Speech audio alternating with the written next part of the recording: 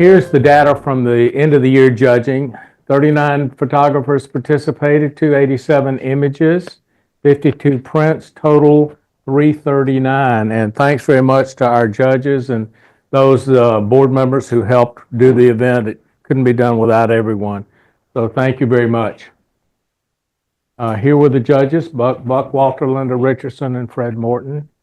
And they did a great job. The discussion was really wonderful about what this was and what that wasn't, but it was a very nice dialogue. End of the year banquet deadline, December 2, 12 noon. If you're coming, please let us know. Please try to come. It's a nice event for those of you who've never been. It's a classy event at the U of R. And the next slide, I think, has the data. 6 p.m. cocktails, 7 p.m. dinner, and followed by the presentation of awards. Again, a very nice event. Bring a guest, bring a wife. It's a nice thing, and we'll have a little bit different format this year. Rather than, I'm hoping that this can be accomplished, but rather than having one person run to Carol and give her an award and then come back and run to Carol and give her another award, we're going to try to bring that person up, present the awards that he or she has, and go from there. It might be a little speedier and certainly not as much foot traffic. Next. Membership. New members: Tom Hennessy, Buck Walter, Linda Richardson. Shannon Mitchell is filled out her form. Rob Westerman is here. Welcome. And Earl Charles. Welcome, welcome.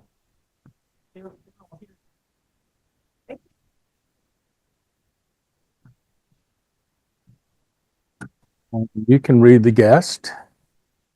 Oh, okay, I can fix that. Casey Gwynn is a guest this evening. Welcome.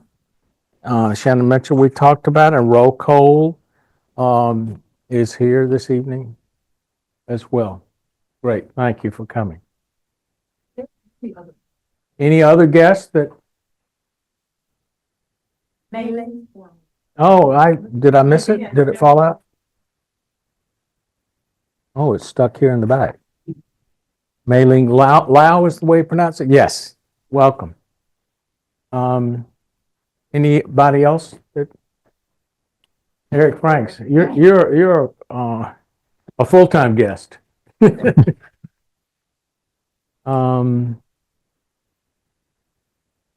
you okay. Oh, Mike. Okay, this is Karen.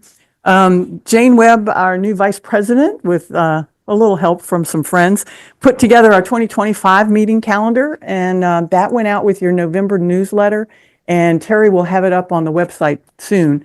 It was also an attachment to that email that you got the 1st of November. So look at that. We've got some really great stuff coming up in 2025, some interesting things, 3 of which are the assigned subjects. We've wanted to give you a head start on getting those pictures for assigned subjects. On April the 8th, we'll do intentional camera movement as an assigned subject, and Laura Twining will be here in March to teach us about that. So you'll get a little bit of instruction in March, and then we're going to assign that for those who want to participate in that assigned subject. Then July 8th, it'll be moody photography with one of our favorites, Nick Stover, is going to do a virtual evaluation for us that day. And then September 9th, it'll be lights in the night with David Everett. We do have some openings in our directors for next year. The exhibit director, communications, we'd love to have a communications person, so I don't have to do that anymore. And multimedia directors positions are all available. So if you got a hankering to volunteer, we would love to talk to you. So if you could consider that, that would be great. And then, Leo, if we could have the next slide. Tonight is our official annual meeting where we want to present our slate of directors for next year. And as you can see, there are a few vacancies there, but a lot of us are continuing on with what we've been doing in the past. So we need an official vote from those of you who are present, or President Martin Evans. Martin is continuing as our president. Vice President Jane Webb. Jane, can you stand up? I don't think everybody knows you. All right, there you go. Yes, thank you. Yes, Jane treated us to chili on Saturday for our end of year judging. Secretary is Jerry Posano. I saw him here. There you go. Jerry's in the back. Treasurer is Doug Turner. He's our money guy. If you got money you want to get rid of, Doug is ready to take it. If you want to pay for the banquet tonight, his hands are out. See, they are. And then also for next year, membership is $40 for the year. If you want to renew, he'll take your money. Our activities director is Joe Ring. I saw Joe earlier. Joe's in the back. Communications, I've been doing that, but I would love to have somebody help me with that. Digital director, who did an awesome job with getting all those files together for end of year, is Pat Hutchinson. She couldn't be here tonight. Education director is Marianne Barnhart. She's on Zoom, running our Zoom part of this meeting. Exhibit director, vacant. We really need somebody so we can have some exhibits next year. Believe it or not, there is a librarian position as defined by the bylaws, and it's been vacant forever. So if you would like to take that over, that would be great.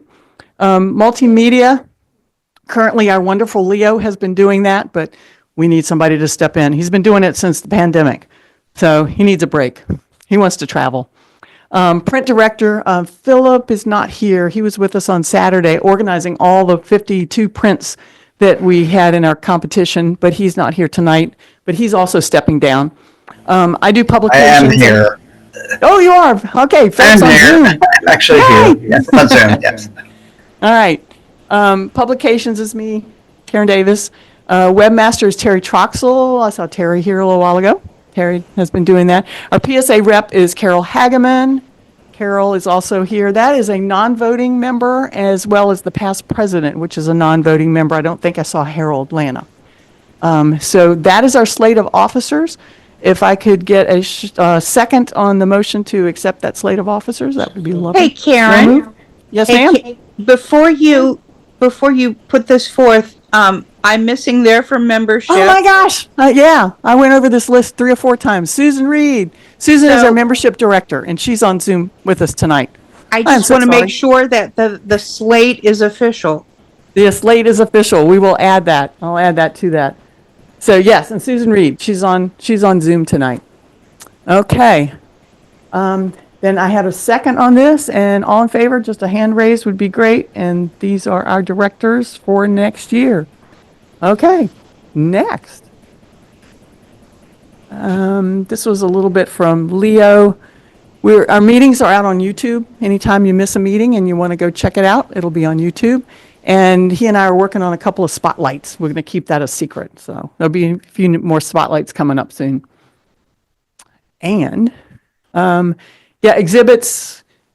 Virginia Eye Institute has just come down. We're getting ready to hang VCU Health on November the 15th. Thank you, Patricia Munford. Patricia's not here tonight, but she's done an awesome job getting all those pictures where they need to be and up on the walls. And then we will be sending you emails about Montpelier, the Arts and Activities Center. We'll be back there again with a theme of Scenic Virginia. So start looking for those photos, and we'll be in touch when they'll be due to turn into Patricia. All righty. Next. And publications, if you have a question, it's probably in Southern Exposure, our publication, our magazine, as we have been reclassified now. We're not a newsletter anymore, we're a magazine. The meeting calendar went out there, as we mentioned earlier. Spotlights. If you have gallery gossip, if you've got something going on, let us know so we can put it in the newsletter and share it with everybody. And that's my email address, publications.ccrva@gmail.com. And I think that, is there one more? There might be one more. Oh, yeah. Our motley crew here. Anybody ever heard of Honor Flight? Yeah, I see a lot of heads nodding. We were asked several years ago by Cindy Walker, who's actually out on our Zoom call today, if we had any photographers that might be interested in going on an Honor Flight mission to Washington, D.C. to take our veterans to Washington to see the monuments and memorials. And I put the word out, and man, we had lots of wonderful photographers volunteer. So this was our motley crew from the last trip that went just a few weeks ago. Had a great day. I think there were 87 veterans that went, 4 buses, and had great weather, and it was just a really great experience for everybody. Doug? You're a veteran, go on one of these, big step forward too. Yeah. Went on it, one of the first ones we did here. Excellent trip. Yeah, as Doug said, being a veteran, he went on the trip. I think Bob Pappas went, Joe Ring went. We had quite a few volunteers that went on that very first trip as a veteran, and it's just an amazing experience. And then, as I said, we've volunteered to be the photographers. They also need volunteers as guardians. So each veteran has a designated guardian that's with them throughout the day, just to make sure that, we're all there where we're supposed to be and on time, et cetera. But really super. If you have any questions about it afterwards, talk to Doug or Joe or myself. Jay's also gone. Did I miss anybody? No, I think that's it. All righty. And then Jay wanted to talk about the focus group. So, let me hand him the microphone.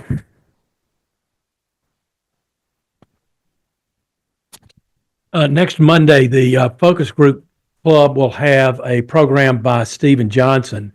And he's got extensive experience as a photographer, but also on the technical side, he's in the Canon. He's been a Canon ambassador. He's in the Photoshop Hall of Fame, a whole list of things that he's accomplished. And so I think we're very fortunate to have him. We meet at the River Road Presbyterian Church, corner of Moreland and River Road, 7:30. Please join us. We'd love to have you. I think it'll be a terrific experience when he talks about 12 steps to improve digital photography. Thank you very much. Yeah, and thank you for the invitation. I see some cameras coming out. So, yeah, if you want to take a picture of that. And again, that was in the newsletter. So go read your newsletter. All right, and next.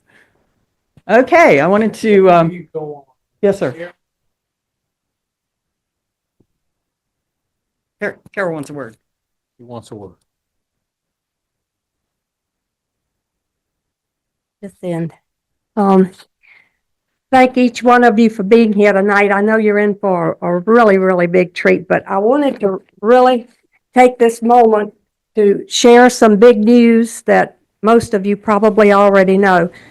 The Camera Club of Richmond has been a member of the Photographic Society of America since 1933.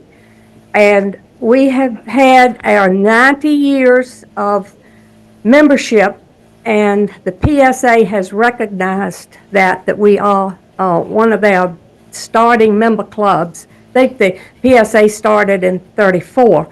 So anyway, they have different contests, not only for individual photographers, but for clubs. And our Southern Exposure has competed in the Southern Exposure, or what we call the magazine portion of competition. And this is a worldwide organization. We're international, and we have almost as many international members as we have U.S. members. So anyway, our delightful editor, Karen, has entered our Southern Exposure, and last year and the year before, we got like an honorable mention and third place or something. Yes. Well, this year, she came in second place with the Southern Exposure in the world of photography for the PSA. And I would like from the Photographic Society, I would like to present Karen with her plaque for the magazine category award, second place. They have different competitions in the magazine group, and one of them is called the Best Human Interest Article. And they also have like the best cover and several others.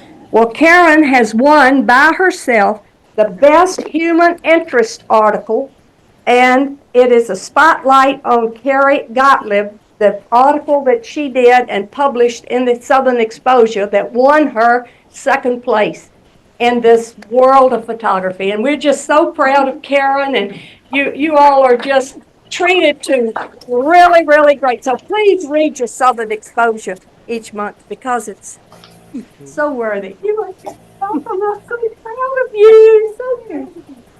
Thank you. Camera Club of Richmond We're on the map, I guess. We're on the worldwide map. Oh. Oh, we got to do a photo op. Okay. All right. Thank you. And I do have to give credit to the whole team because there were a lot of people that helped with this. And Carrie Gottlieb, who I think is on the Zoom call, it was a co-authorship of this article. So Carrie wrote a lot of it. But it was very cool that they recognized that. So thank you, Carol. That was a surprise. They told me they were going to mail it to me, and I wondered where it was. Okay, I'm back. I wanted to introduce our speakers for the evening. You guys have probably heard of traveling nurses. Well, we have traveling doctors. So Dr. Martin Evans and Dr. Venkat Santosh are going to do our presentation tonight. I'll let you read their credentials there for their medical background. But I did want to read you a couple of things that Martin said about their partnership and their traveling together. He said it was common, actually a requirement for each surgeon to do medical case presentations in their surgical conference at the hospital. He said they both soon noticed that each one of them had some pretty good photos in those presentations. So they got together and started talking about digital cameras and digital imagery, and it was sort of in its infancy back then. And they struck up a discussion about the conversion from film to digital. So Martin says he quickly learned that Venkat was a loyal Nikon user and hadn't decided which digital system was for him. And then Martin had purchased several point and shoot cameras and eventually decided that Canon was perhaps ahead of the other companies. So they kind of went their separate ways on that, but to this day they remain cheerfully competitive about their Nikon Canon systems. So Venkat had done a lot of traveling, and Martin thought that that would maybe be a good idea, that they could go on some trips together. And they quickly became the odd couple. His words, not mine. They're quite a bit different. One of them is a vegetarian, one of them is a carnivore. We'll let you figure out which is which. And over the past 20 years, they've traveled together to different places around the world, as they said, to places that their wives really don't want to go. So they've planned some of these trips so that they can go and get some pictures. But I loved one of the quotes that Martin said toward the end. We often say that we travel to these places that our wives would not go and firmly feel that the shared experience produces inspiration and enthusiasm and yields value and benefits from relationships developed within a partnership, a group, or an organization such as CCR. So I'm going to turn it over to Martin and Venkat and give Leo a second or two to switch over to their presentation. Congratulations, Karen. Is this working? Yes, okay. Mike is hot, as they say.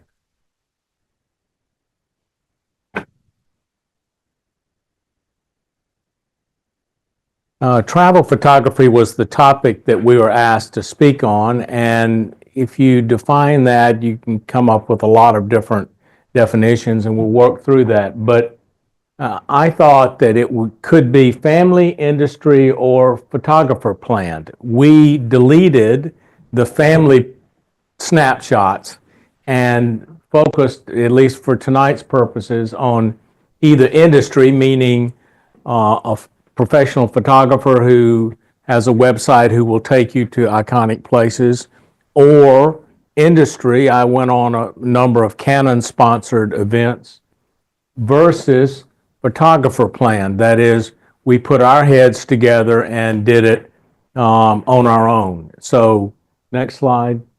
So for the purposes of tonight, we deleted family snapshots and we focused on the other two aspects. Next.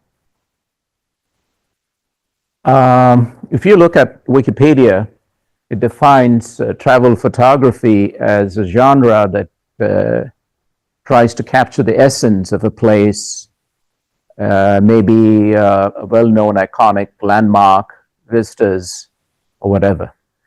So using that as the basis, today's talk will present several locations we've been to, where essentially we'll focus mainly on landscape.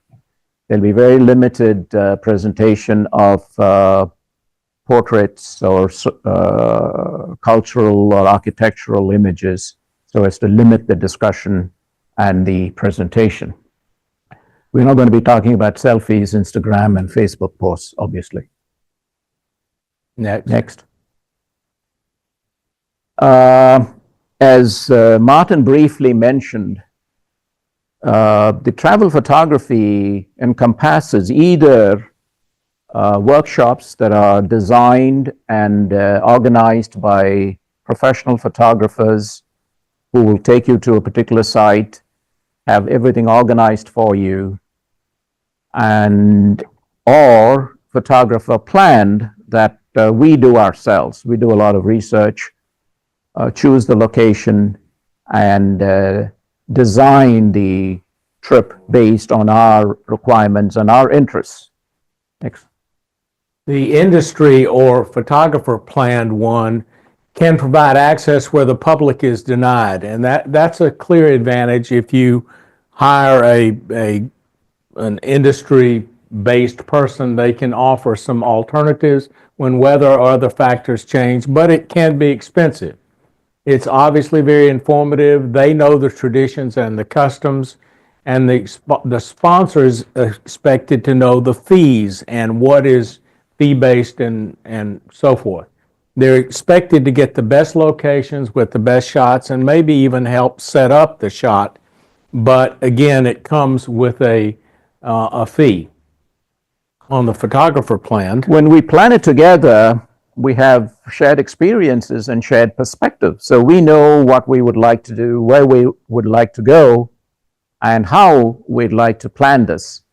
Obviously, it's based on most of these trips had been planned when we were full-time surgeons. So we had very limited time off, and we had to plan it around our appropriate vacation time. And that will not work with when the workshop is. The workshop would be the middle of May, and middle of May may not work for us. So we chose predominantly to do these travel individually, and we arranged those so that photography is the main topic or is the main reason for the trip, not just travel. And there are some advantages, as I said. You can arrange this when you want, you can do where you want to go, and you can reschedule this based on weather conditions and locations. But the disadvantage is that, some of these places are way out in the wilderness. You don't know anything. You don't know the language. You don't know driving conditions, license, and all those issues. And importantly, food can be a problem, particularly for someone such as I. Martin often says that sometimes we survive on kashi bars, so... and then, of course, we don't have the advantage of the photographer setting up the image for you. We did learn that there are some workshops where the image is set up for you. You have the subject walking in front of something and all of that. You don't have that advantage. So all of this is spontaneous. All of this is dependent upon where you are and what the conditions are. Next slide. As to how we have planned this, there's a tremendous amount of research that's involved, and we planned this at least 6 to 8 months ahead of schedule. We use several sites, internet sites, and all of that to do our research. 500px I have found is a very useful location, and previously 500px used to offer you the Google locator. They no longer do. I understand it's because of restrictions and because of advice from photographers themselves, because at these locations you have hundreds of photographers rushing to that site. Google Maps provides great source of information, and Instagram, either before or after the Instagram's location for a particular place will give you inspiration. The usual photography books and photo pills. We use that once we are on location to identify where you can choose to take your picture. It tells you the direction of sunrise and sunset and moonrise, and we have used it almost all the time. And the short list, one of the little tricks that we use is before we go to a location, we choose what are the specific pictures that we would like to get from these, and create a list and try and cross off that list once we are there and once we have done with the travel. In terms of cities, which I won't show too many pictures, we use local travel guides to give us information. And of course, the classic is to, if you're in cities particularly, is to look at those postcards, picture postcards. That'll give you some good ideas. Next slide.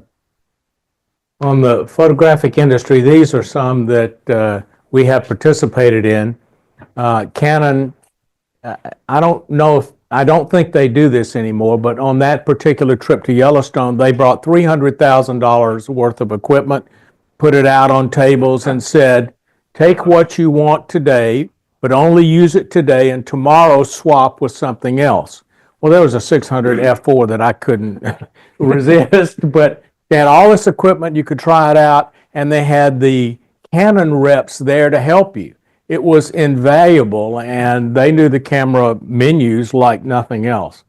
We went with Matt Klauslowski to Costa Rica, who took us to the Costa Rican jungles and then talked about editing afterwards.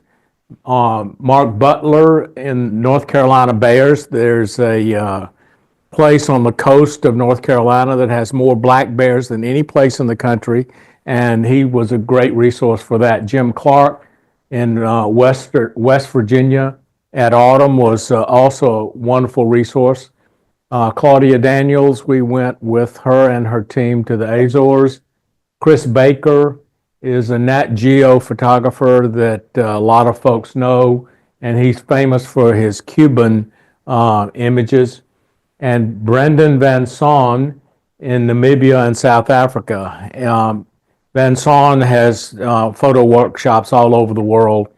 And each of these professional photographers or industry, it was a nice thing to do, but expensive, and you had to accommodate their schedule and so forth. But that's another way to do it. Next slide.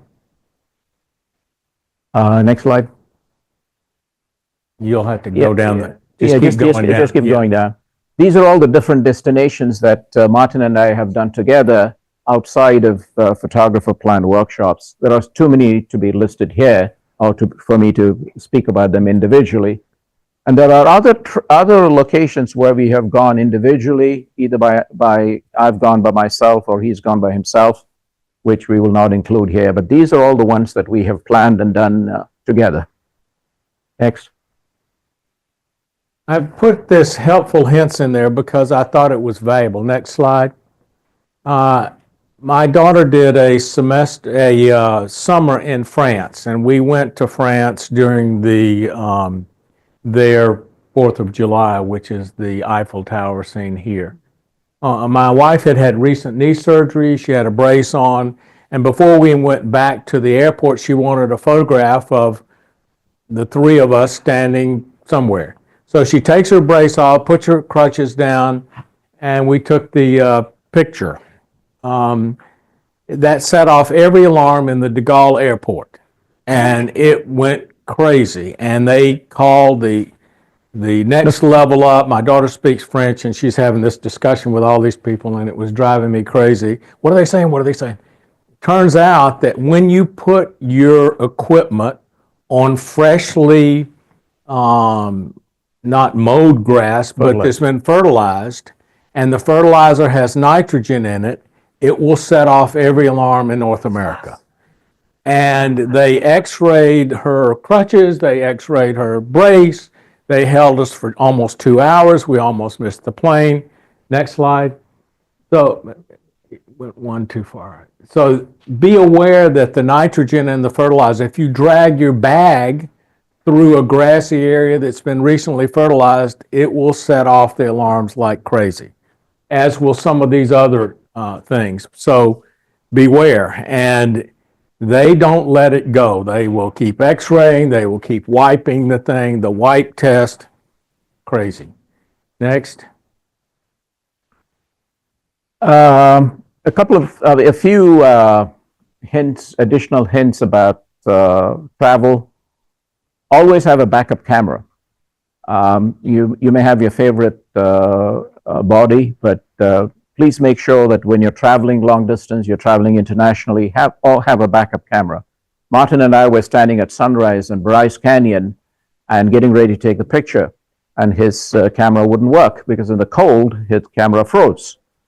So since then, we decided, this was 2007, and since then, both of us decided we'll always carry a backup camera, and again, backup batteries, chargers, and nowadays it's very useful to carry a power pack because you can charge your camera either directly from the power pack or you can charge your backup battery from your power pack. So I always carry these things with me, whether it's in the bag or it's in the car. And then, of course, the additional... I'm glad you asked that question. I've That's exactly what he said. For 25 years, I've told him that story. Next slide, please. We always carry a tripod. For our first trip, Martin was reluctant to bring his tripod along, and then we have a slide where we'll tell you the story. And usually we carry a full-size tripod because we're usually in locations where there are winds, gale force winds blowing, or on the top of uneven land. So a travel tripod generally doesn't pass muster. So we generally carry a full-size tripod with the associated shoulder, neck, and back issues. Hardly ever do we need a monopod for our travel photography. It's useful for other reasons. Next slide, platypod. Some of you are familiar with platypod. I've used this a few times, and Martin's used this a few times, particularly when we are taking pictures indoors, cathedrals and churches. I've taken pictures inside the Washington National Cathedral, for instance, with my platypod, and I've got some very good pictures. But they would say your tripod is not permitted here, but this kind of thing would be because it takes up no space and people don't trip over it, etc. And the same with if anybody's been to Top of the Rock, they don't allow tripod. But Top of the Rock, along that rim, there's a ledge. There are 4 or 6 different locations where there's a ledge, and you can place your either mini tripod or your platypod, and the security guys don't bother you at all. So I've got some wonderful pictures from Top of the Rock using the platypod. Next slide. Top of the Rock, that is Rockefeller Center. Backpack, the roller pack is very, very useful for international travel. And most of us probably have a roller pack for international travel, but it's not very useful when you're actually hiking along these trails, or so you find that the backpack style bags will work much better. And but then, of course, you have to carry it through the airport and all that hassle. But the eventual function of a backpack at the final location, you will certainly miss that with your roller pack. And as to whether you take a small or a large would depend upon where you're actually going. Do you have a slide about yes, we do have a slide on the value of a small backpack in different locations in Costa Rica when you're taking a puddle jumper, and also in Namibia. So, and Martin has a slide on that. So sometimes we carry a small camera bag along with the large pack. Next slide. The circular polarizer is a must in most of situations where we find ourselves in. We also use the neutral density filter, and over the last 2 years, I've been using the magnetic filters, which I find useful. I used to have this big square 100mm Lee filters, which are very bulky and difficult to handle, but I find the magnetic filters now very useful. Obviously, it's difficult to use you cannot use a variable neutral density with that. You need to use the conventional square filters for this, but then now with all the post-processing software that's available, the V&D is probably not as essential for this purpose. Next slide. For most of our work, we are carrying essentially the 2 backup cameras and 3 lenses, zoom, extreme wide angle, a standard zoom, and a long tele. Some people are totally obsessed with prime lenses, but when you're traveling, a zoom is far more functional than a prime lens. Usually we carry a computer, we carry a backup. We do it through a computer, and Martin's usually is the one who usually brings his computer, and we back up with a card reader and an external SSD. Always make sure to carry your lens wipes and brushes and sensor cleaner. And as to whether you download daily or whether you take a lot of memory cards, that's an individual preference. We'd like to download every day, but still save our memory cards. So once you look at your images, if you're done something wrong, you may be able to go back to the same spot. We invariably take some cell phone photos, or at least I sometimes remember to do. He invariably does, because they gives you the GPS location. His camera has a GPS locator, mine doesn't. So I usually take a cell phone photo and then sync it in Lightroom so I know where exactly the images were taken. Say it again? Sounds like a Canon. Oh, yeah, but that's minor. I can be circumvented. We generally, I've always used to carry a paper map of our location because of these locations where we are in the wilderness. We generally don't have Wi-Fi. It's unreliable. So I'm always reading maps, and we're both looking at maps, and I'm telling Martin, oh, turn left, turn right, And as with any form of travel, make sure you have travel insurance, you have copies of your passport and all that. Next slide. On the GPS thing, Venkat is much better remembering the names than I am, and especially the foreign names. Some cameras have GPS built in, the newer cameras, some rely on phone locators through your towers, but phone data locators are not reliable in national parks, and many of them have no cell phone coverage. So if you're going to try to do a GPS pin, you have to go to a satellite. And again, your cell phone generally will not do that. So you might consider an old-time GPS receiver. Next slide. This is Google Maps, and this is what you see on a Lightroom map image. It shows you that you took 132 pictures at that location, and the one that you're looking at is usually in yellow, is seen at the top of the thing. And that's a very helpful thing to know exactly where you are when you took a particular photograph. This is data retrieved from your camera. Yes. Yeah. Next. And for an example, this is where we went in Iceland. And you can see, if you didn't remember what the name of that place was, at least you can click on this and see that it's wherever it is, and either record it or do whatever you want to with it, but it'll help you remember. And this is the data that came off of our Iceland trip. And again, it's in Lightroom, and it's already there if you put the GPS linkage in there. If you have not done that, next slide.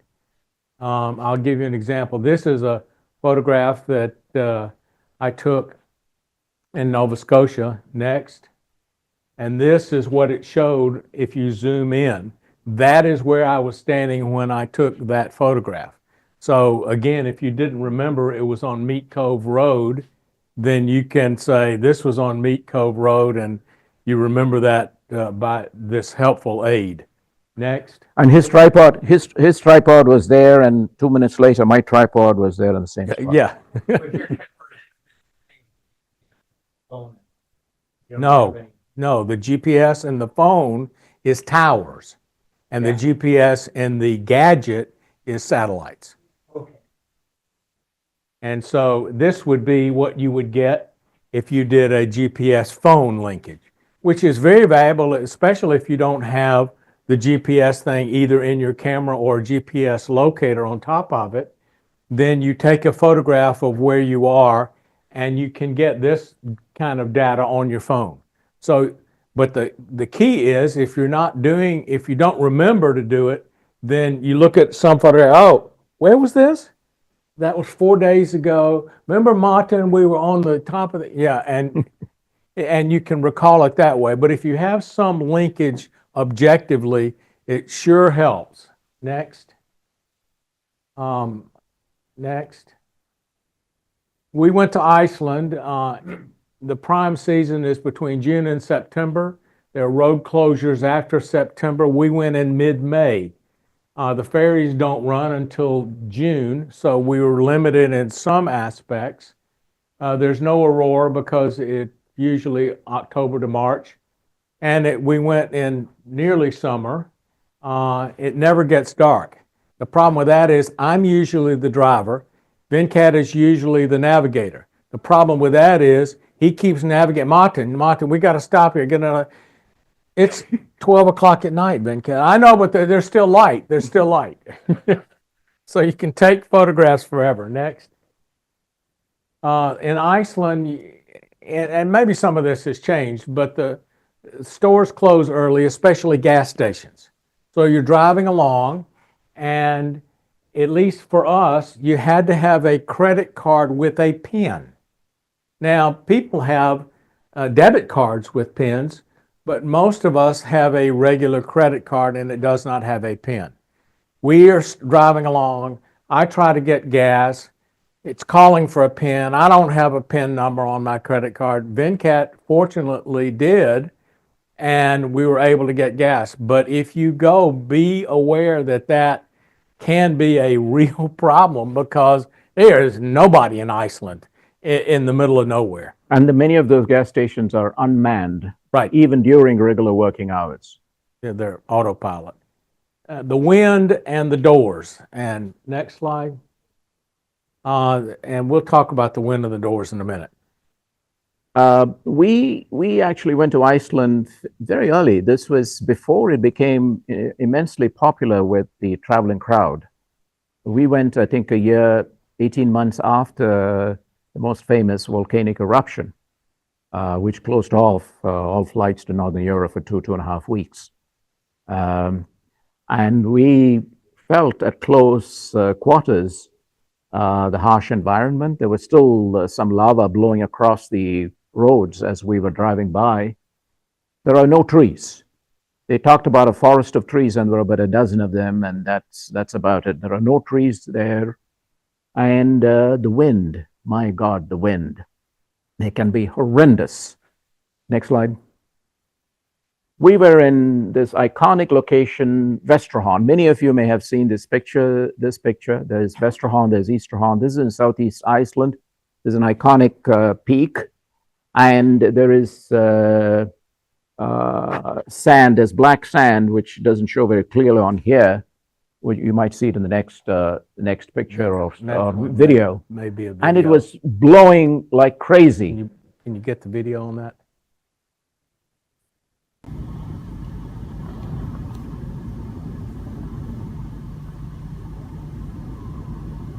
I had a cold, and their cold medicine is prescription only, and they don't have facial tissues like Kleenex. So I bought 8 rolls of toilet paper, and it was torture. Next. And that's the video of me standing there getting blown. I was, I think, it doesn't show it very clearly, but I think I was about 3 feet there, and I got blown about 3 feet this side. And Martin, of course, was ill, and he was I don't think he got out of the car, and the wind was so strong. Tell them about this auto The damage. rental companies tell you, let me just tell you, you're taking this car, you're going to Iceland. Be aware of the wind. And you go, yeah, come on. The guy says, let me tell you, it will blow the doors off. And you think, come on, man. He said, that's the most frequent damage to the vehicle, where the wind is blowing at 40 or 50 miles an hour. The tourist opens the door, it's slammed all the way around and blows the door off.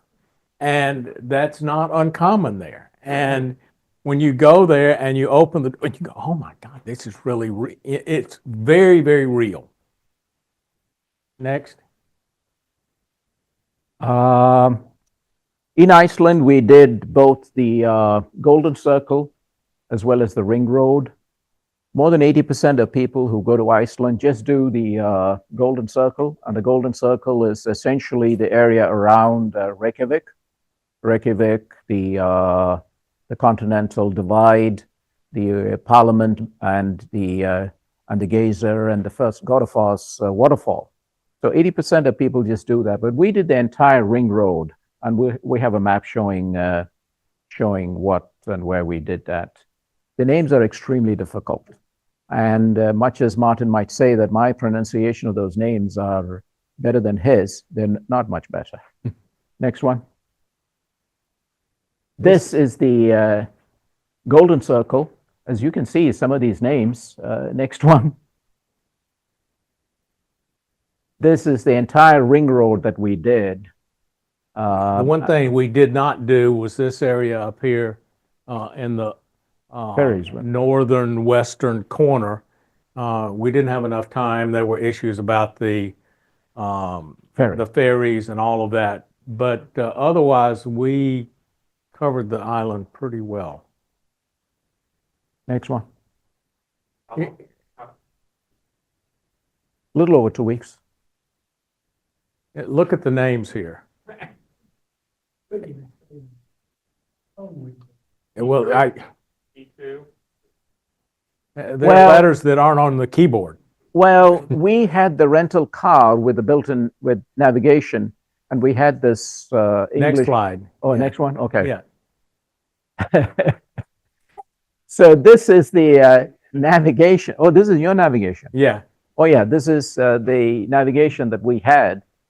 And there was this English lady, or a lady with an English pronunciation, who pronounced all these names, and it was fascinating. And I'm still kicking myself for not recording how she pronounced all these names.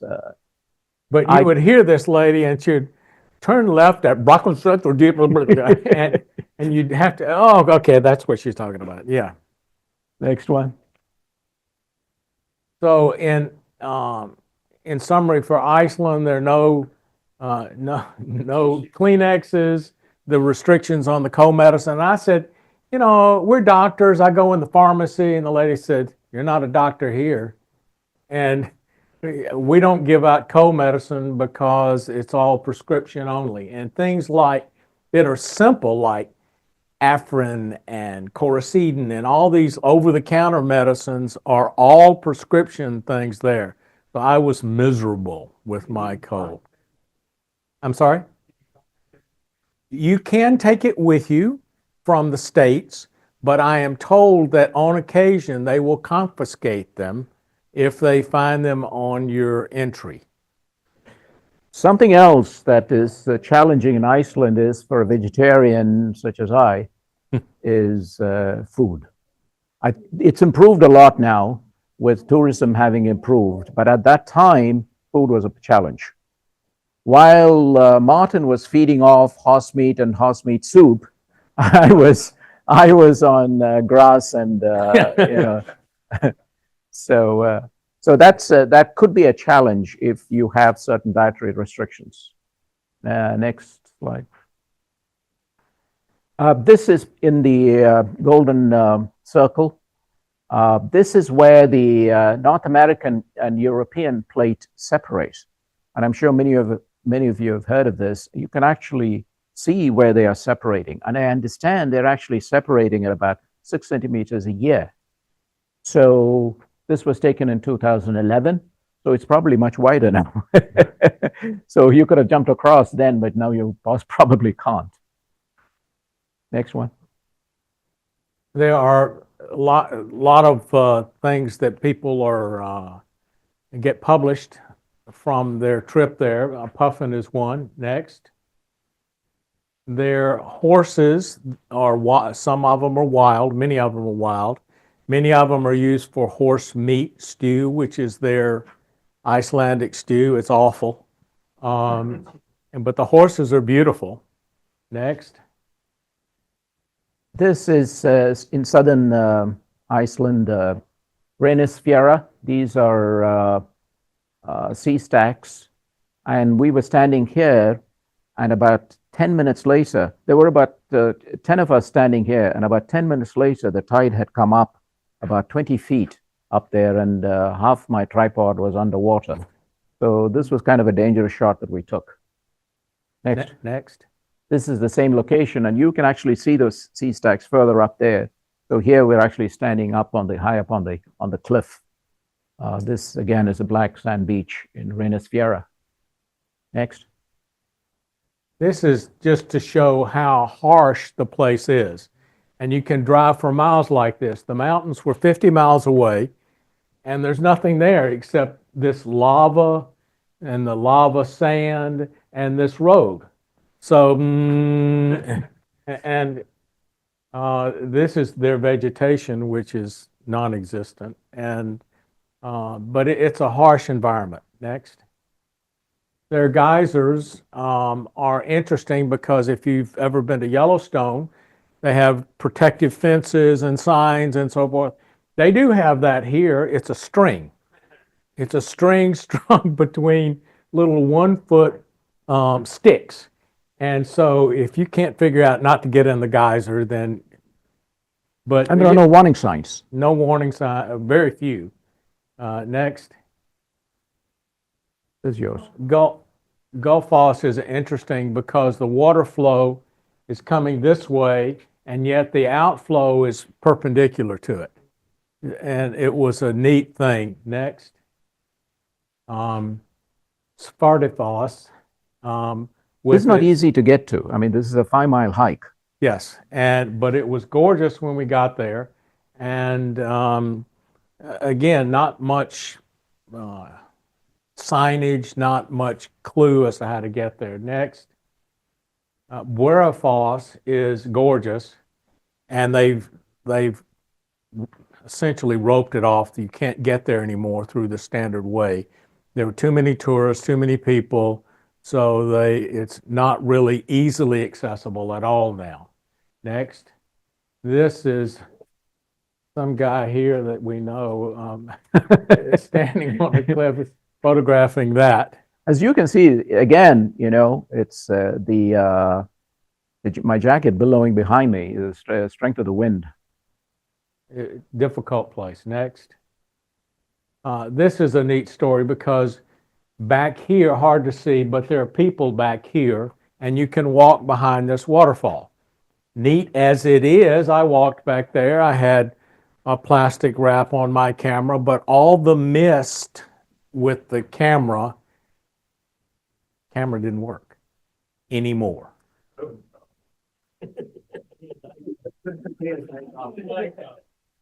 And so I had to use the backup system that I had, and I thought that looked okay, but the mist and the spray and all of that, I didn't well prepare for. Yeah, after it went back to Canon. Next. This is another iconic image that you would see. This is a postage stamp of Iceland. This is Kirkufell Foss. We're actually there around 1 a.m. and then went back again at 4 a.m. This picture was actually taken at 4 a.m. This is a fabulous location. You park your car up here, and it's not a long walk. It's probably about a 20-minute walk up here. And this, so we were able to get the pictures of this at what we would call sunset and sunrise, but essentially not. There's no sunset and there's no sunrise. And the interesting thing is, even when after the sun has set, there's enough light there that you can actually read newsprint. Next. This is, again, another location in southeast Iceland, which is where all the glaciers come off and wash onto the ocean and then get washed back onto the beach. Next one. This is the Diamond Beach in there, and it's fascinating. It's one of the most fascinating things you would see, and the way the light reflects off these ice blocks that have fallen off from the glacier and then washed back up onto the shore is just fascinating. Next. Go back. Yeah, it is not 4 seconds. I think it, oh, yeah, it may not be 4 seconds, but it's a long exposure. Yes. Yes, polarized, probably an ND filter too. I have to check my settings. Next. Again, polarized. And you can actually see as some of you might know, the denser the ice, the bluer it is. So where it is very dense, it looks blue. And there are literally dozens of these hunks of ice as far as you can see on this beach. Next. Godafoss is one of their well-known waterfalls. The foss is, I think, their word for fall. So all of these will have something before and then foss at the end. But this was a dramatic place. Next. And how we got there was this. This is Northern Iceland. We're hiking across knee-deep snow. Probably only about 30 minutes or so to get to Godafoss. Well, southern Iceland is warm, like you noted. This is the end of May. Northern Iceland was all snowed under. Next. And this is the waterfall. Again, we had the same problem with the spray coming off from the waterfall and trying to get it off the lens, but the camera did work. And you can see here how the spray has created these walls of ice and along the cliff edge. Next. The trip that we made to Africa was in Namibia and South Africa with Brendan Van Son. Next. The destinations are listed here. Deadville is a well-known one. Sisselvlei, all of these were part of the Van Son event. And then we did 2 areas in Madikwe, the Bush House and the River Camp. Next. One more. Next. Sorry.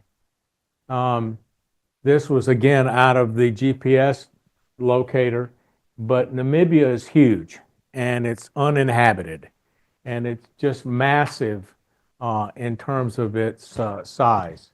So as you can see, we went to the coast and then inland and so forth. Next. I think it's one of the least densely populated countries in Africa, Yes. right? This was my small camera bag.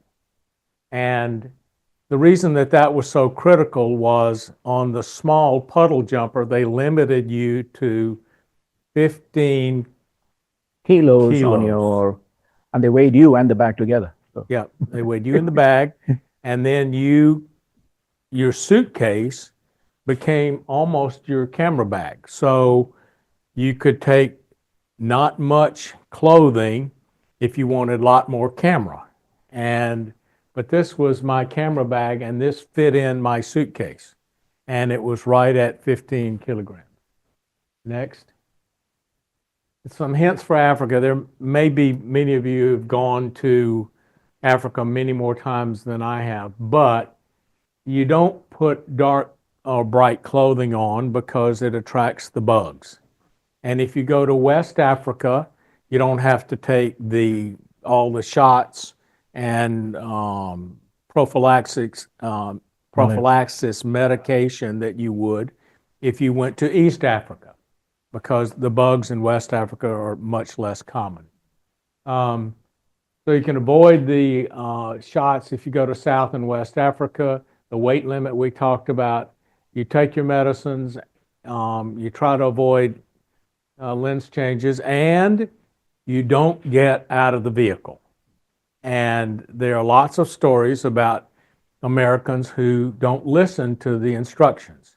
And they had a lady who got out of the vehicle, not on our trip, it was the previous year, got out of the vehicle, the leopard took her by the neck and up in the tree, and she's gone. And so there are stories like that, but you don't get out of the vehicle. Also, don't take your passport out of your jacket. Yes, when we got to the bush house, we got off this puddle jumper, and they said, come on, we're going on out in the bush, just bring your camera. And I didn't really have time to prepare. So my cell phone and my passport were in a pocket down here. The cell phone cover that I had was silicone, which is sometimes in the heat tacky. My passport stuck to it. I took my phone out to get a picture, and I took a picture while we were traveling around. The next day on the walkie-talkie, the guy says, and this is a huge place, anyone in your group missing their passport? I said, well, just read the name off the passport. Martin Evans. What? He did not realize his passport was missing.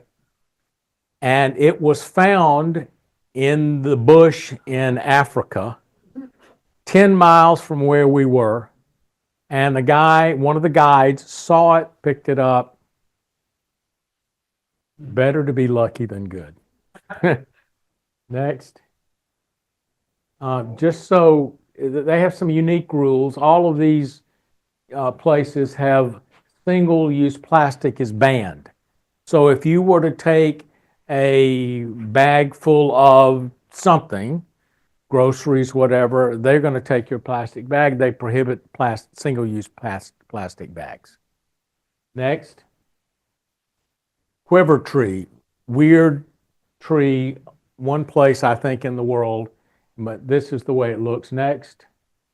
They look like this. There's an area, I don't know, 10 acres or so, not Sure. huge, but, and this is in the late afternoon.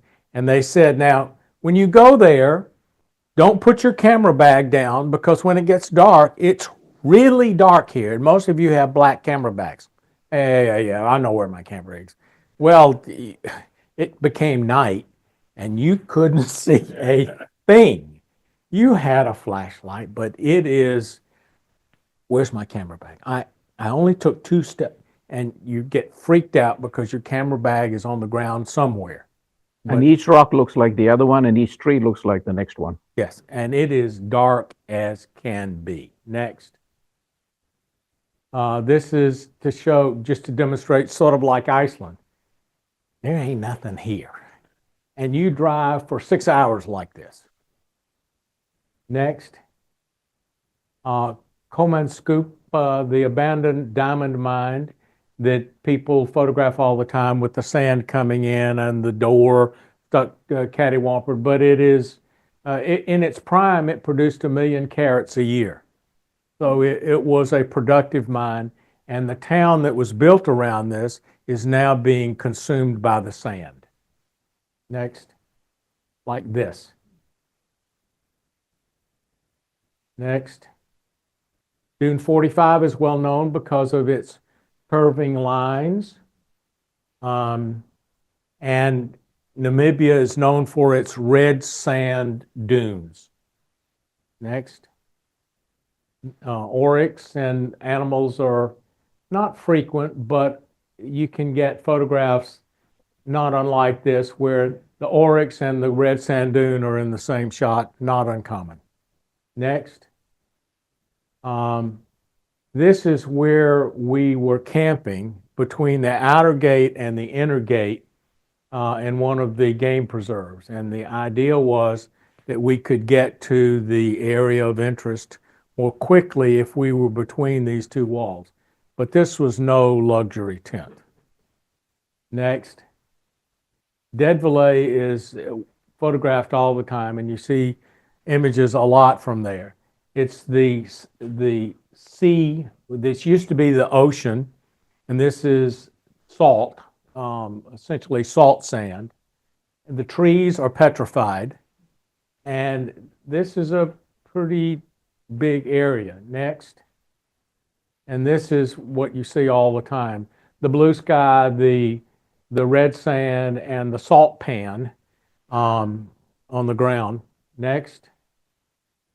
And we were in Etosha, on the way to Etosha, which is one of their national parks.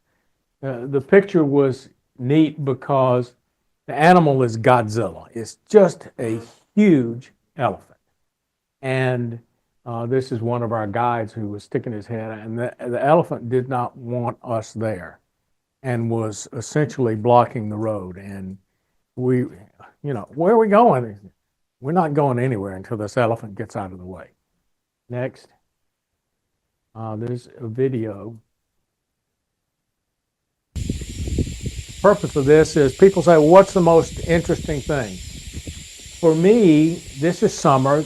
All the animals have to come to the water hole. So the animals come on cue. Here is the elephant parade. And the elephant parade comes, they drink their water, and they leave. 20 minutes later, here come 50 zebras, they drink their water, and they leave. Here come Buffalo. 25 buffalo, and they drink their water, and it's orderly. I mean, it's unbelievably orderly. Next. Next. This is a shot that I took with birds in front of the zebras. And the birds are just flying around like this. And I get out of the way. I got to take a picture of these zebras. Click, click. And people have liked this. One of my favorite shots from all of Africa. Next. People say, well, how close were you? And this is not uncommon. This is one of their viewing spots, and that's the place we just saw with the elephants headed toward it. And so you're not far, but you're not right on them either. Next. In the orderly progression, when the lions come, nobody moves. Everybody is still. The lions go over, they drink their water, but everybody is still. And all of these other animals that are around, the lions are here, we're not moving. And they stay, and the lions leave, and all the activity starts again. Next. Cheetah, endangered. Next. The row of zebras. I thought you would say zebras. Well, that's what you would say. They're 12 in a row and lots of stripes. Next. The bush house was interesting because they had a hide, which I called a bunker. You went down underground and you came up, and there are seats here. And this is your viewing area. And so you stuck your lens out, and there are lots of animals out there. And the animals don't see you, and you're in this hide. It was pretty cool. I'd never been in one like that before. Next.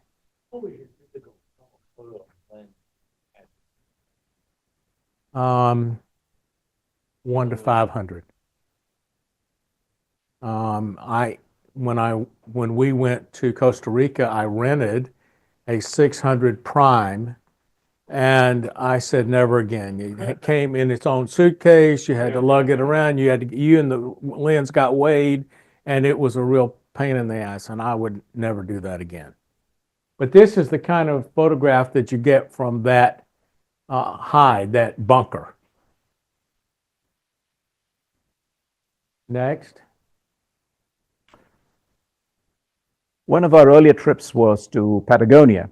As most of you know, Patagonia is that part of South America, which includes both Chilean Patagonia and Argentinian Patagonia. And this was not a workshop. This was a planned tour planned by us. The accommodation and transportation was arranged by a very competent tour group, because we were unfamiliar with the language, with driving conditions, and as we realized, the roads can be really, really tough. So the three different locations and hikes and drives we did were El Calafate. You actually fly from Buenos Aires to El Calafate, which is a jumping off point in the northern part of the Patagonian park. Puerto Natales is in the southern part. And then from there you get to El Chaltén. It's a 6-hour drive. And from El Chaltén to Torres del Paine in Chile is another 6-hour drive. So we did all of these, and I'll have some images from each of these locations. Next. Next. We were driving from El Calafate to Torres del Paine, and there's miles and miles of nothingness. And in the middle of this, there is a little ramshackle shed, which we realize is the embassy and border crossing between Argentina and Chile. And we, if we hadn't been part of this, I would have blown right past this, because, really, that's the place, that's the customs office between the two countries? you can see there, actually. And you had to cross it twice, because you cross the Argentina. We were going from Argentina to Chile, and on the way back from Chile to Argentina. So this is the Chilean embassy, which is actually a much better building than, this is the Argentinian embassy, which is a better building than the Chilean one. So you get your passport stamped here for clearance, and then you go another 100 yards, and then you get your passport stamped at the Chilean embassy, and then you go on your merry way. And it happens in reverse. So next slide. This is a few miles from El Calafate. This is the Perito Moreno Glacier. This is probably the largest glacier in the southern hemisphere, and possibly the only glacier that's advancing in the world. And while we were there, in spite of the fact that it's advancing, we actually experienced multiple calving when huge sheets of this ice was breaking off from here and falling into the ocean. You can appreciate the size of this, because that's a cruise ship. I think that's a 500-seater cruise ship down in the far corner. So that's how big this glacier is. Next slide. This is Mount Fitzroy. I'm showing this picture. I have a couple of other pictures. I'm showing this because, for the most part, this is hidden under cloud. It's just like Rainier. It oftentimes creates its own weather pattern around. And this is an iconic peak in Argentina. Mount Fitzroy. Fitzroy is named after the captain of the Beagle, Darwin's ship.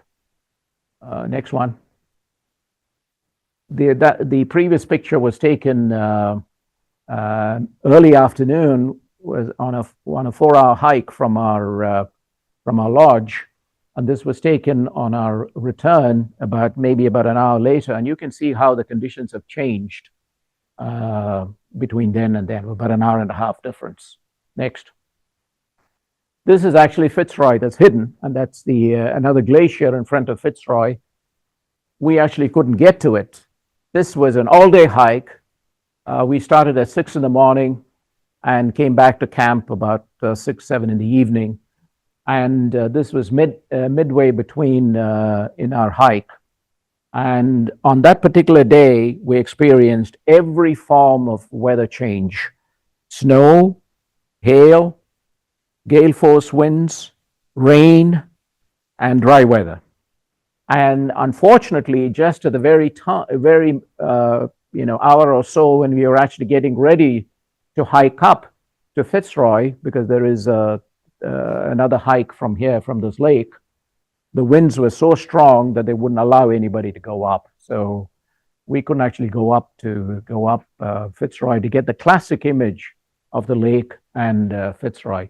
These are lenga trees, which we were there in late February. In March, they turn a brilliant ochre, but it was still green. Next. This is Torres del Peña in Chile.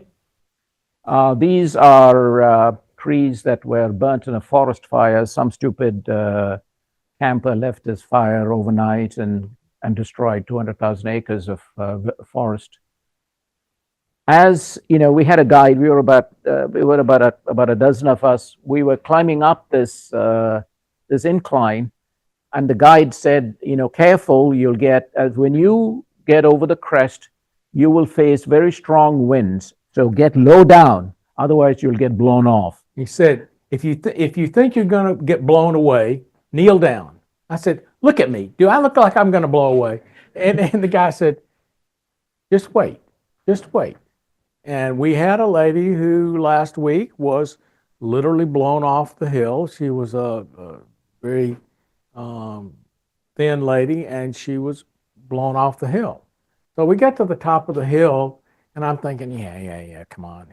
And the wind hits us. Everybody hits the ground. And 3 or 4 of them are already on the ground. Because the wind was just so intense. Next slide. This is the classic view of the Torres del Peña. I think it's called Bull something. I forget the Spanish there. Next. This is Lago Grey. This is probably the second largest lake in that area. We took a boat ride, and you can see these glacier and the mountain peak, which is one of the most fascinating sights. Next. That again is Torres del Peña. Next. This is taken from the boat. Next. There's snow up on them Dar Hills. So one of the places that we went to were the Dolomites in Italy. They're the Italian Alps, essentially. And we started in Germany, and we get there and we rent the car and we look at the weather forecast, and everywhere that we see is pouring down rain. Venkat, I'm not going to some fancy place and sit in a hotel room and watch it pour down rain. Look at the map. Let's find somewhere else to go. Okay, where are we going?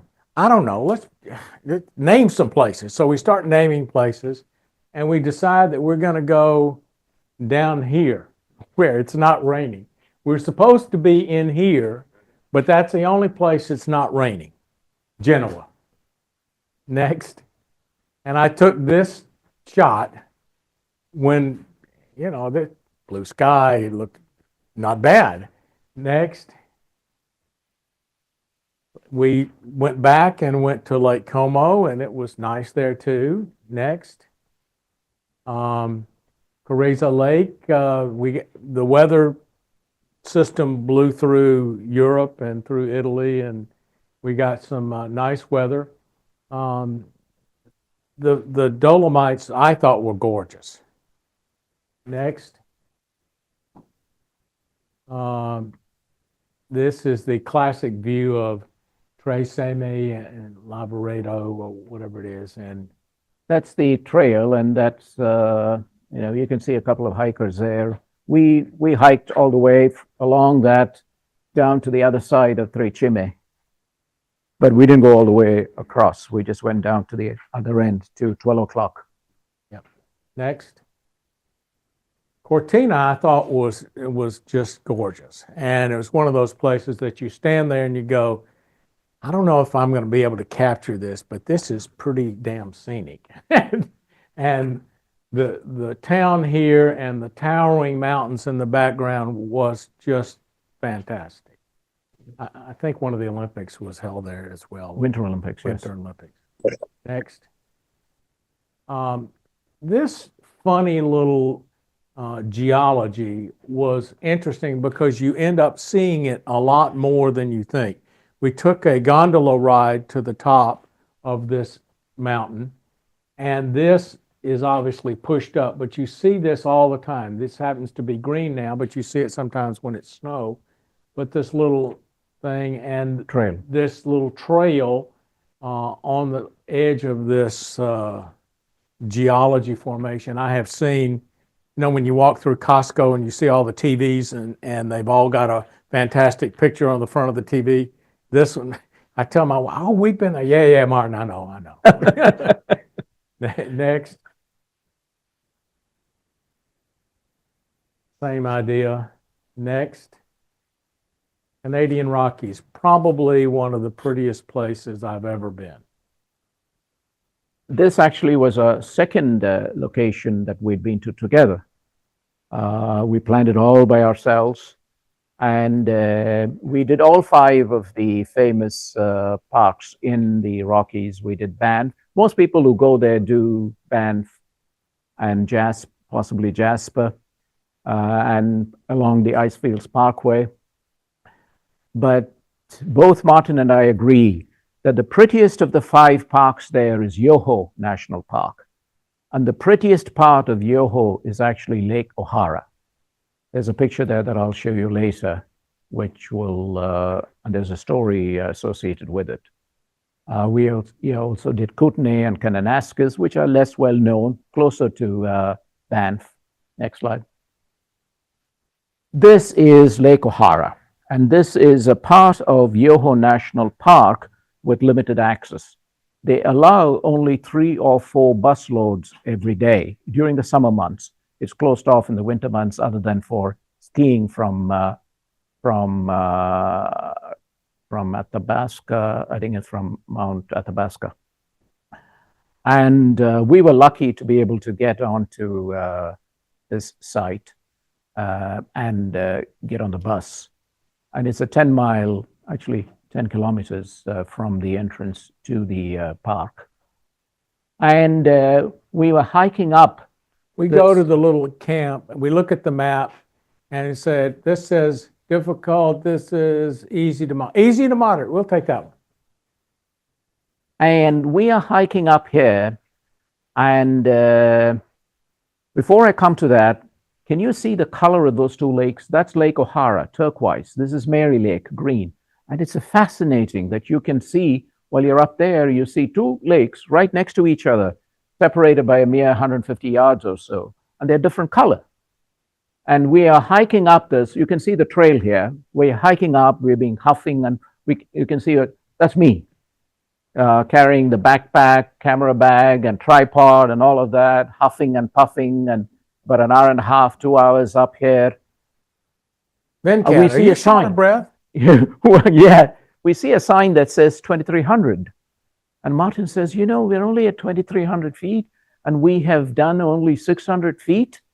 How come we are so short of breath? So I turned around to Martin and says, Martin, meters, not feet. Because it's 2,300 meters, and we had hiked up from about 1,200. Yeah. Yes. So we had hiked up maybe 35. All day we saw a half a dozen people. And the people we did see were all dressed up in their lederhosen and hiking poles. But because there are only 3 or 4 buses, there are not many people there. And it is pristine. If you guys do go to the Canadian Rockies, please do not miss going to Yoho, and please do not miss the chance to make a booking to go to Lake O'Hara. You have to call at 8 a.m. their time, which is Pacific time, which would be 11 a.m. here, right on the dot. And in about 10 minutes, the spots get filled up. But please do not miss the chance to go here. Gorgeous. It's gorgeous. We did the Opabian Plateau hike. Next. How far ahead do you have to get 3 months, sorry, 90 days, exactly 90 days in advance. This is Moraine. You guys go to some big remote location on your own? Correct. Do you ever tell anybody where you're going? Yes, my wife insists that that I tell her where I go, which hotel we're staying, which lodge we're staying, what day. So our itinerary is I provide that, and Martin provides that to his wife. So we actually prepare a common itinerary, and we share that with our wives, so they know. Next. much. Well, yes and no. Yes, because sometimes, you know, we come back. If it's a sunset, a lot of these are sunrise and sunset images. Very rarely do we take midday. So sunset image, we're back, you know, at a location and hike at sunset, and then we're hiking back, then driving back, and then having dinner. And by the time we're back, we're pooped, and we have to get up at 4 o'clock the next morning. So if the opportunity arises, yes. We'll we do talk check. about Yeah, that in just yeah, a minute. Yeah. This, of course, is Lake Louise, all of you know, and that's Victoria Glacier. We were there, we actually stayed in Banff, and this is a 50-kilometer drive to Lake Louise. And we were there at sunrise on day one, and Martin went back 3 times to get the proper picture. 3 times, because he was unhappy with the picture that he had. It was in the beginning, and I didn't really know about tint and color, and the thing didn't match, and it was me, and I went back and finally figured it out. No, don't be modest. I think it was the lighting, and I think the polarizer was improperly looked at. Next. This is Pato Lake, another classic site. It's not a big hike. You drive up 3/4 of the way, and then you're hiking up. But it's beautiful. Next. This is in Yoho National Park. This is Emerald Lake. And I think this actually is the prettiest of the lakes, other than Louise and Moraine. They're all, you know, everybody knows about this, but do not miss Emerald Lake. And there is a waterfall on the way to Emerald Lake. This is just, I have a couple of other pictures taken at sunset. Next.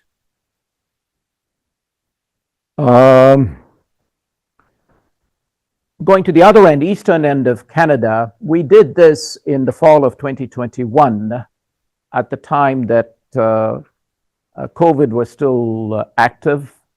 Some of the thing was waning, but still, we had a lot of challenges in Canada. They were very, very strict about showing your vaccination certificate everywhere that you went, restaurants, stores, everywhere. Everybody was masked. They were very strict about the 6-foot distance separation, actually 2-meter separation. And then of course, at the border crossing, they checked our vaccination certificates and all of that. And Martin actually had to call them because he was randomly chosen to have another test. Another test in 5 days, and I was supposed to get the test done. They gave me a test kit. I was supposed to FedEx it in, and I said, lady, I'm going to be in the middle of nowhere. I don't know where a FedEx office is. And she let me, you're a doctor, right? Yes. I don't like to use the doctor card, but it was valuable there. Next. So we did all these 3 provinces, New Brunswick, Nova Scotia, and the Cape Breton part of Nova Scotia, which is a separate island. We did not do Prince Edward Island. We didn't have enough time. Next. But this shows you the places on that GPS-like thing that we went to, and it's just nice to know where you were when you took a particular shot. Next. Yeah. This is Cape Breton, the northeast end of Cape Breton. We're looking at, and we were lucky actually when we were there. We thought we were going to miss the fall colors. But fall that year was delayed by about 2 weeks. And we were treated to the most fascinating fall colors that we have ever seen.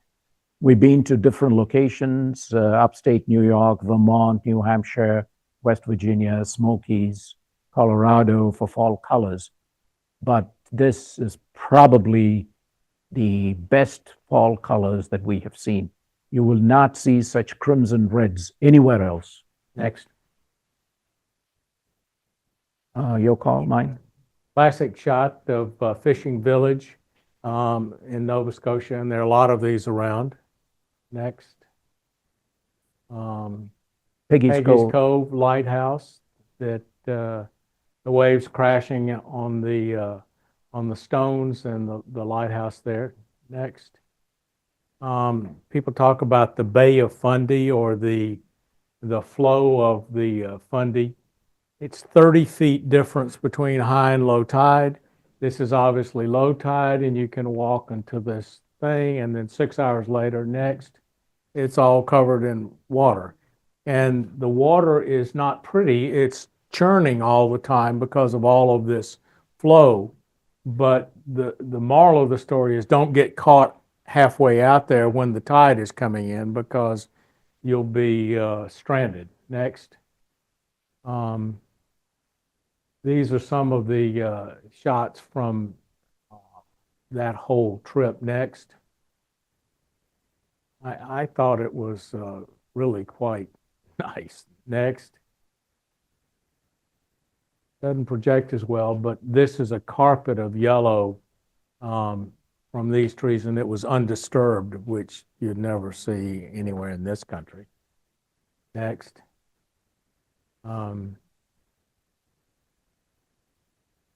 October. First week of October, which is usually late for them. Next. American Southwest. This actually was the first trip that Martin and I took together, 2007. And we've been there twice together, actually 3 times, Utah, Arizona, and Colorado. Next. Most of you know where this is. This is Horseshoe Bend. And when we were there in 2007, at sunrise, there were only 4 of us. Today, if you go there at sunrise, there'll probably be about 400. And they have a viewing platform, observation deck. They have a parking lot for 200 vehicles and cars piled on top of each other, and people and tripods fighting for space. But when we were there, just 4 of us. Martin and I and Mr. Peter Lick and his associate. Some of you may be familiar with Mr. Lick. Next picture. That's Mr. Lick and his Australian. Lick has galleries all over the West, and had a series on the Weather Channel of getting the shot. He's one of the most foul-mouthed people I've ever met, but he takes good photographs, and there were just the 4 of us on the edge of the cliff. Yeah, you can see there, you know. Yeah. Yes. Right now, you can't get this close because last year, spring of 2023, an Asian girl fell off taking a selfie. You can't get close to the edge of this horseshoe bend now. But we were there leaning across, and Peter Lake gifted each of us a book of one of his books and a calendar. His friend actually shoots for Playboy, so he gave him the Playboy calendar, and I got the state calendar. Next. This is Sunrise Arch. Again, most of you would be familiar with this. Again, when we were there were probably about 10, a dozen at the most, maybe about 6 to 8. Today, if you go there, there are about 100, at least 100 photographers and tripods. And there was a story last year about all these photographers that are lined up, waiting for sunrise. And another photographer stands in front, gets in the way, and there is a big argy-bargy, and he pushes one of the tripods, and the domino effect, 100 cameras and tripods crash onto rock. Next. Next. Your story. This is Canyonlands, and this is Schaefer Trail. And we went there. Venkat is clinging on to the edge of his handle there. No handle. Oh, was that the one, no handle? No, this has no handle. Okay, and we drove here, and we drove for hours. We didn't see anyone. And Venkat says, Martin, if we have a wreck here, they won't find us for a month. And it was just like you see, there are no cars. And this trail is pretty treacherous, but it had great images. That used to be the trail for the trucks to take potash from the town of Potash, which is at the far end. Next. Next. This looks like a house on fire. That's what it is. This again is in Canyonlands. This is again about a 3-mile trek from the main road. Not very many people know about this location. Not very many people get to this location. And strangely, the person who was on the trail with us was a German dentist. He was here on vacation, and he knew about this place, and he was keeping us company on the trail. Next.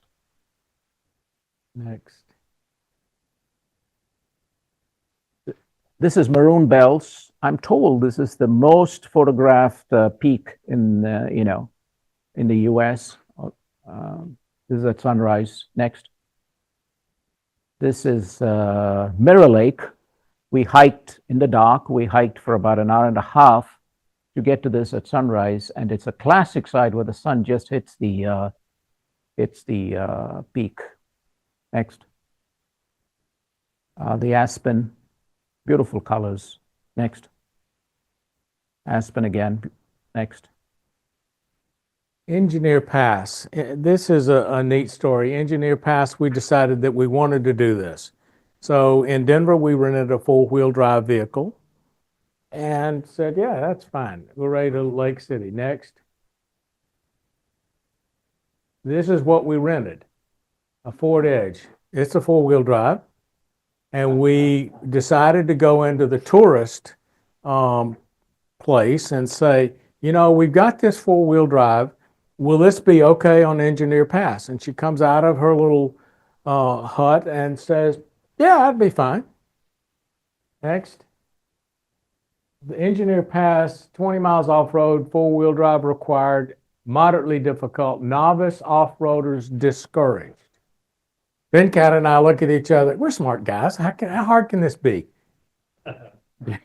Next. So this is not, play the video. This is not my video.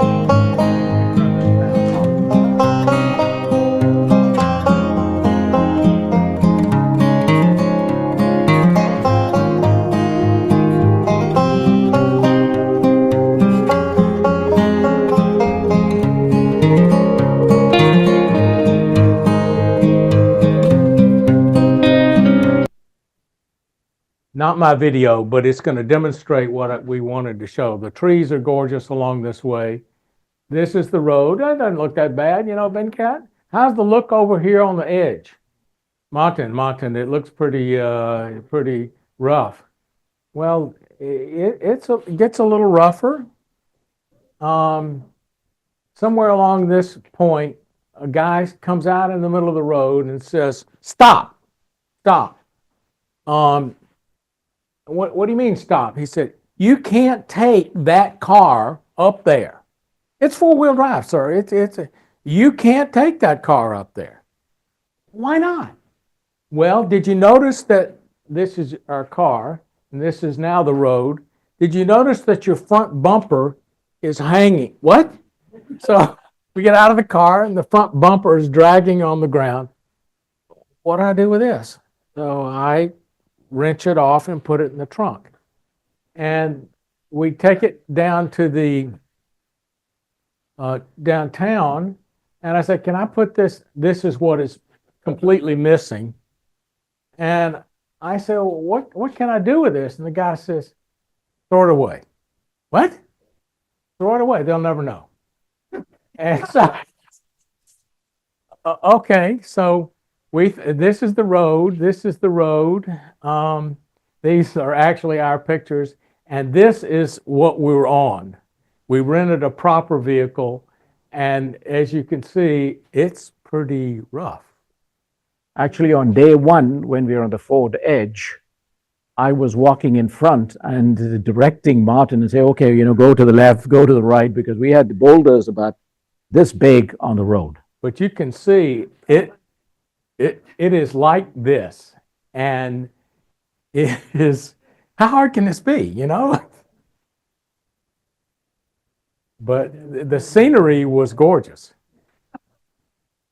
And it's a two-way road. We'll show you where another vehicle is coming, up that,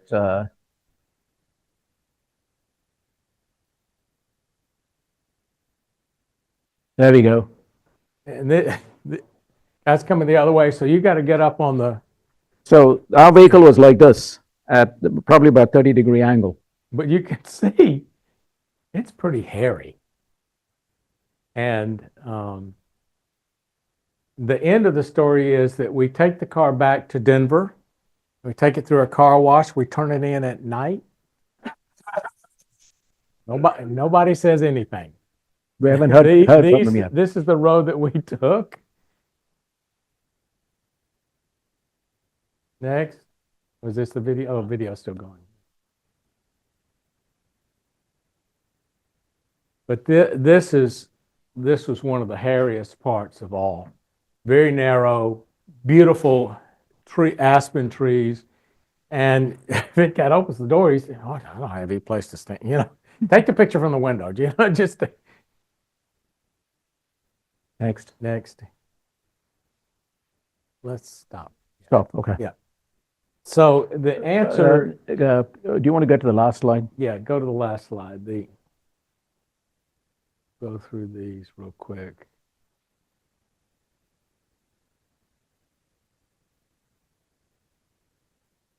So the moral of the story for us is we travel when we can. We take photographs. Be aware of your surroundings. Hire a guide if you need. Do your homework. Have fun.